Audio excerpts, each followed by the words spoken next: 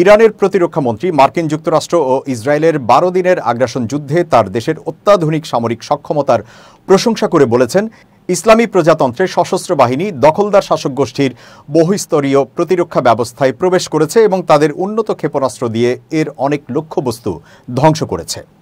Brigadier general Aziz Nasir জাদেহ মঙ্গলবার ইরানের প্রতিরক্ষা শিল্পের সাফল্য এবং মার্কিন ইসরায়েলি আক্রমণে প্রকাশিত তেহরানের সামরিক দক্ষতা সম্পর্কে বিস্তারিত বর্ণনা করার সময় এই বিবৃতি দেন।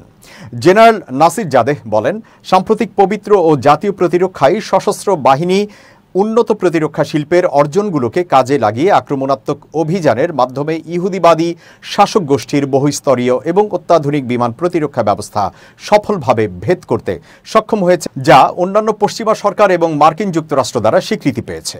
ইরানের প্রতিরক্ষা মন্ত্রী শত্রুর হুমকি মোকাবেলায় তাদের প্রস্তুতি বজায় রাখার এবং বৃদ্ধি করার জন্য ইসলামী বিপ্লবের নেতা আয়াতুল্লাহ সাইয়েদ আলী খামেনির নির্দেশের কাঠামোর মধ্যে সশস্ত্র বাহিনীর আত্মনির্ভরশীলতা এবং জ্ঞান, ধারাবাহিক উদ্ভাবন এবং নতুন প্রযুক্তির উপর মনোনিবেশের মনোভাবের প্রশংসা করেছেন।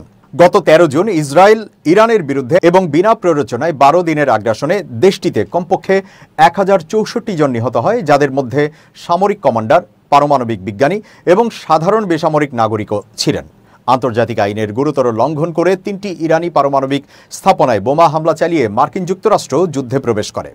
প্রতিশোধ হিসেবে ইরানি সশস্ত্র বাহিনী দখলকৃত অঞ্চল জুড়ে কৌশলগত স্থাপনাগুলোর পাশাপাশি পশ্চিম এশিয়ার বৃহত্তম মার্কিন সামরিক ঘাঁটি হিসেবে পরিচিত কাতারের আল উদেইদ বিমান ঘাঁটি লক্ষ্য করে প্রতিশোধমূলক হামলা চালায়। ২৪ জুন ইরান, ইসরায়েলি সরকার এবং মার্কিন যুক্তরাষ্ট্র উভয়ের বিরুদ্ধে তার সফল প্রতিশোধমূলক অভিযানের মাধ্যমে সন্ত্রাসী আগ্রাসন বন্ধ করতে সক্ষম হয়।